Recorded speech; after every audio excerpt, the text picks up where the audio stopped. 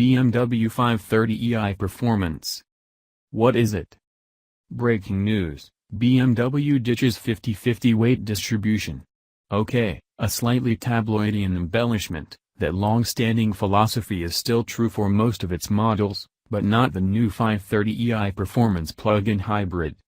With a 182 bhp 2.0-liter four-cylinder petrol engine up front, a 111 bhp electric motor sitting in the bell housing where you'd normally find a torque converter for the 8-speed automatic gearbox, a 9.2 kWh battery pack under the rear seats that can be charged in less than 3 hours, and a 46-liter fuel tank over the rear axle, that particular engineering ideal was clearly too much.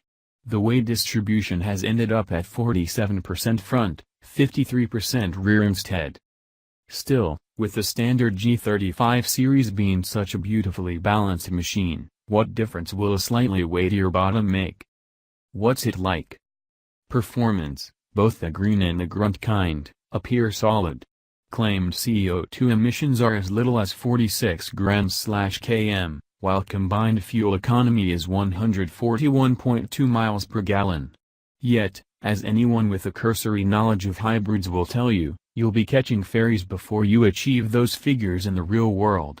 Perhaps more representative, then, are the claimed 0 to 62 miles per hour sprint time of 6.2 seconds and 146 miles per hour top speed, or 87 miles per hour on electric power alone. Incidentally, due to system losses, that's from a combined power output of 249 bhp. Is the 530e the ultimate combination of performance and parsimony, then? No, not really.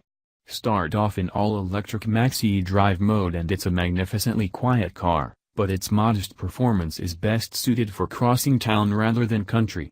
The claimed 31-mile range disappears alarmingly quickly at motorway speeds, too. Switch to auto e-drive mode and the petrol engine kicks in when required. At gentler speeds the transition is smooth, but bury your foot hard to the accelerator stop and it's less sublime, with a consistent 2-second delay as the gearbox sorts itself out, before the colorless but largely unobtrusive background buzz from the engine kicks in. Pace is good, mind. There's enough of it to breeze you past bumbling trucks on a B-road, or carry you easily into 3-figure speeds on an autobahn. On turn-in, there's more body lean than you'd get in the lighter, conventionally powered models, but despite the uneven axle mass, there's still a decent balance. The 530e pushes on at the front a little sooner than expected, but then our car was shod with less gray winter tires. The steering is the biggest disappointment. There's not enough weight buildup as you crank on lock, so you're always making little corrections to keep the trajectory correct. It's a far cry from the intuitive helms of the other G30 models we've driven. So is the mild thudding over ruts in the road and the fidget at high speeds, even with adaptive dampers fitted. Again, this may have been down to the tires, but equally, it could be the stiffer springs used to counter the heavy battery. Meanwhile, the regenerative braking delivers a less progressive middle pedal, making it trickier to come to a smooth stop.